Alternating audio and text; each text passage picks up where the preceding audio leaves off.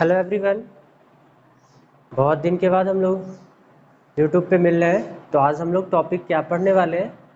Method of preparation of halo alkanes के preparations.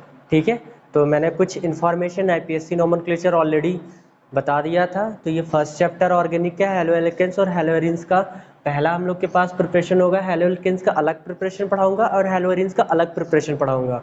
ठीक है, जितने भी एनसीईआरटी में टॉपिक है, टॉपिक वाइज टॉपिक में उसको बताता चला जा रहा हूँ। तो पहला हम लोग के पास है हेलो एल्केन्स का फॉर्मेशन करना है फ्रॉम एल्कोहल से।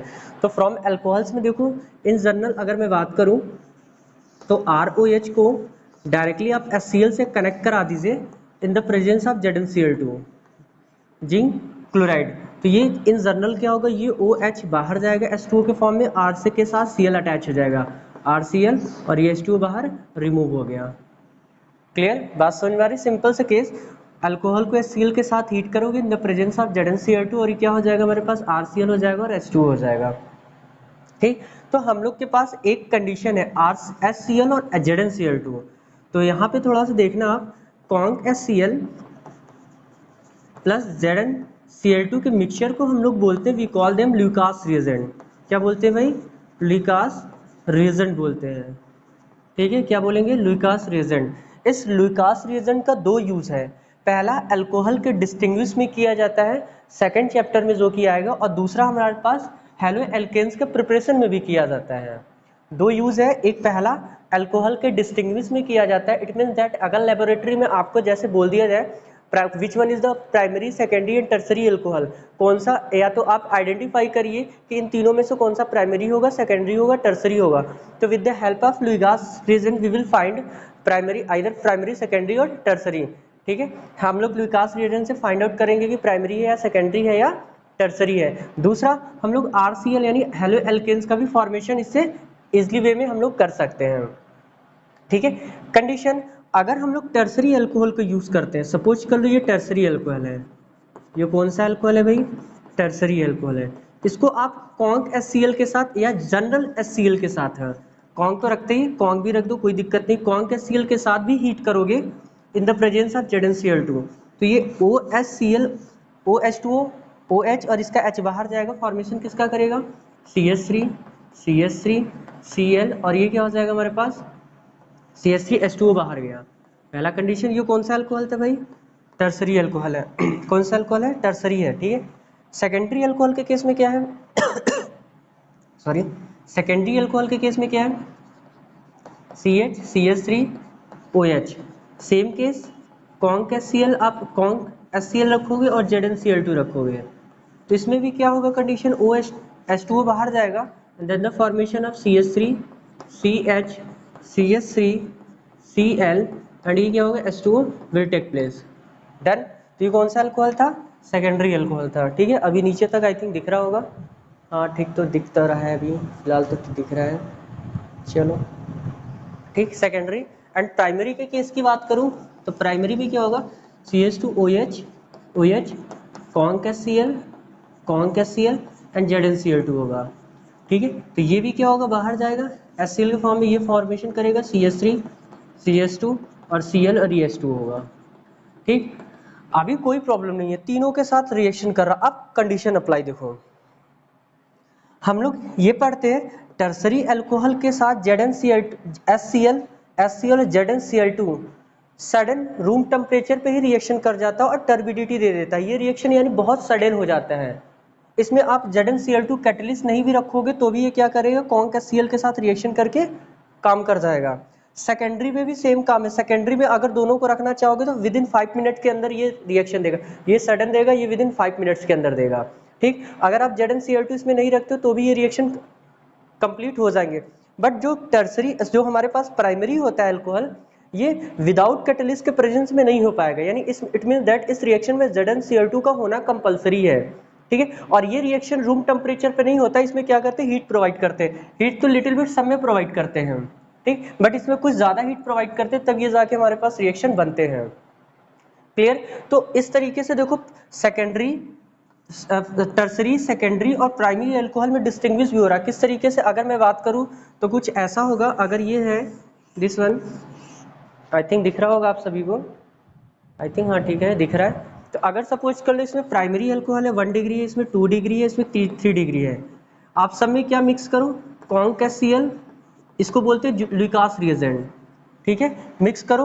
अगर प्राइमरी में कर पहले टर्सरी में करोगे तो टर्सरी में करने पे ये तुरंत सडन, ये क्या देगा भाई, सडन टर्बिडिटी देता है, टर्बिडिटी देगा, सडन टर्बिडिटी देगा। ये विदिन 5 मिनट्स देता है, ये विदिन 5 मिनट रिएक्शन करता है। और ये नो रिएक्शन होता है रूम टेम्परेचर पे, no reaction at room temperature, at room temperature पे कोई रिएक्शन नहीं देता है।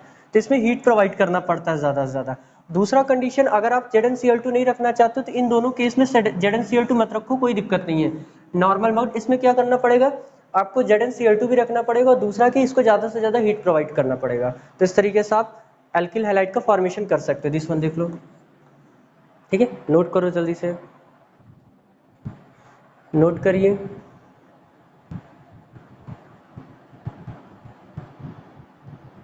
ठीक, दूसरा देखो,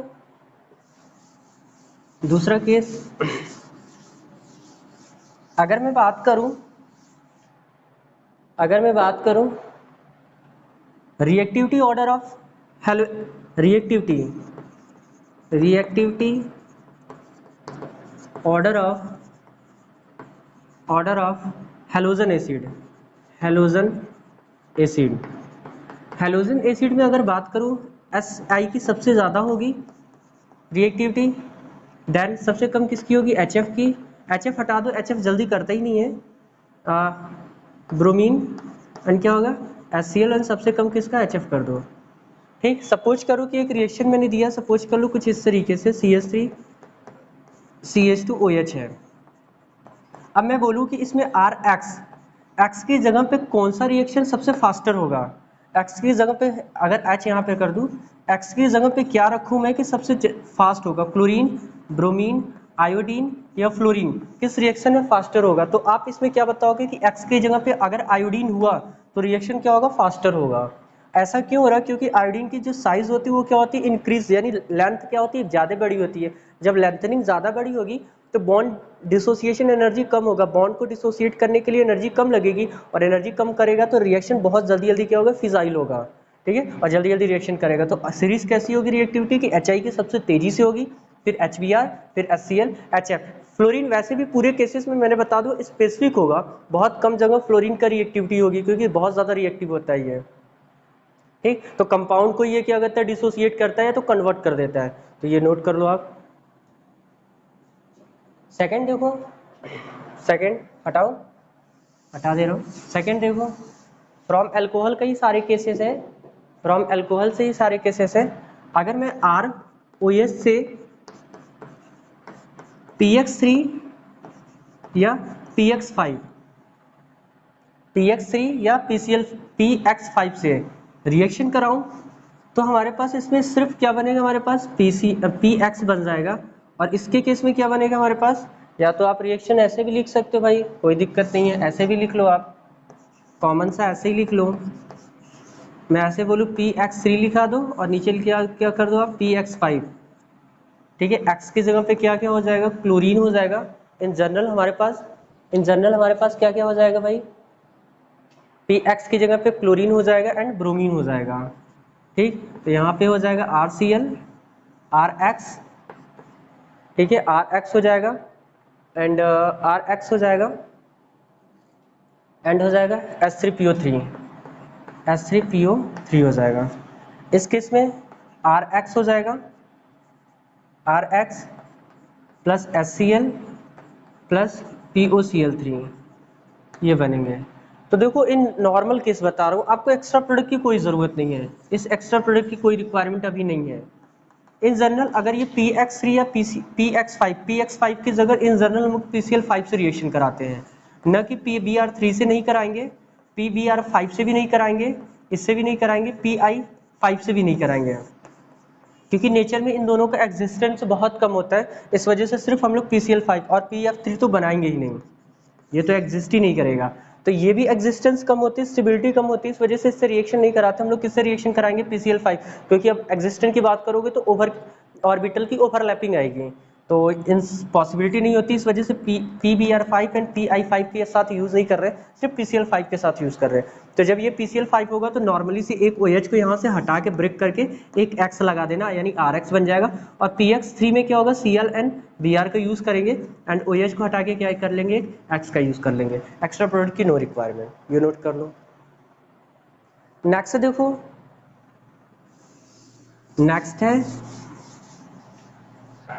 रेड फास्फोरस के साथ अगर OH को हम लोग रेड फास्फोरस और X2 की जगह पे क्या हो जाएगा, X2 की जगह पे होगा क्लोरीन एंड ब्रोमीन, क्लोरीन या ब्रोमीन या आयोडीन शायद होगा, ब्रोमीन आयोडीन होगा, आयोडीन एंड क्या होगा, ब्रोमीन होगा। तो OH को यहाँ से सेपरेट कर देना, हटाना यहाँ से, और यहाँ RX कर देना, डन।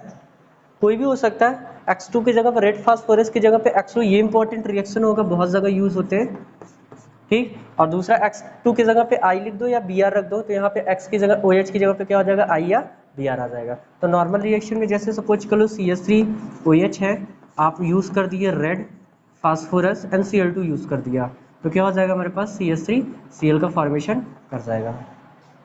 क्लियर, नोट करो। नेक्स्ट ROH SO2 SOCl2, ये इंपॉर्टेंट रिएक्शन है, वेरी इंपॉर्टेंट। कन्वर्जन जहाँ पे आएगा मैं मैक्सिमम जगह इसका यूज करूंगा, इसका नाम है थायोनिल क्लोराइड, थायोनिल क्लोराइड, ठीक है। इसको मैं रिएक्शन कराऊंगा तो इसमें से बनते क्या हमारे पास RCl plus HCl plus SO2।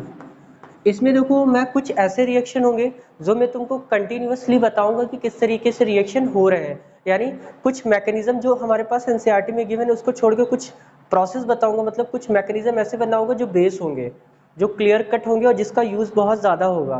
तो पूरे चैप्टर में मैं SOCl2 का यूज करूंगा, थायोनिल क्लोराइड का। अगर कहीं पे भी OH से किस में कन्वर्जन करना हो गया, Cl में, ठीक। इसके जगह पे हम लोग SOBr2 यूज नहीं करेंगे, एग्जिस्टेंस कम होने की वजह से। SOI2 भी यूज नहीं करेंगे, एग्जिस्टेंस कम होने की वजह से, ठीक है। तो SOCl2 का अब देखो ये वर्किंग कैसे होता है, तो वर्किंग में देखोगे तो ROH SOCl2 का स्ट्रक्चर बनाओगे तो S डबल बॉन्ड O, और ये क्या हो जाएगा, Cl हो गया। तो ये HCl तो बाहर जाता है, पहले HCl क्या होगा, बाहर जाएगा, then we will get CO and S double bond oxygen and Cl हो जाएगा। ये देख लो, यहाँ किसी को डाउट है इसमें, बोलना भाई इसमें किसी को डाउट है। यहाँ पे देखो एक्चुअल में होता क्या, SN1 SNI रिएक्शन काम करता है। हम लोग को ऑर्गेनिक में 3 रिएक्शन पढ़ने हैं, 2 पढ़ने, एक SN1 पढ़ना है, एक SN2 पढ़ना है। SN1 SN2 इसी रिएक्शन में आएगा, इसी चैप्टर में आएगा, सॉरी। अब हम लोग इस रिएक्शन में एक एक्स्ट्रा भी पढ़ना है जो कि गिवन नहीं है, बट इस रिएक्शन में आ जाएगा SNI। आई का मतलब होता है internal nucleophilic substitution reaction, internal nucleophilic substitution reaction. तो कैसे हो रहा है देखो ध्यान से, पहला केस ये बन गया, तो ROH S double bond O Cl।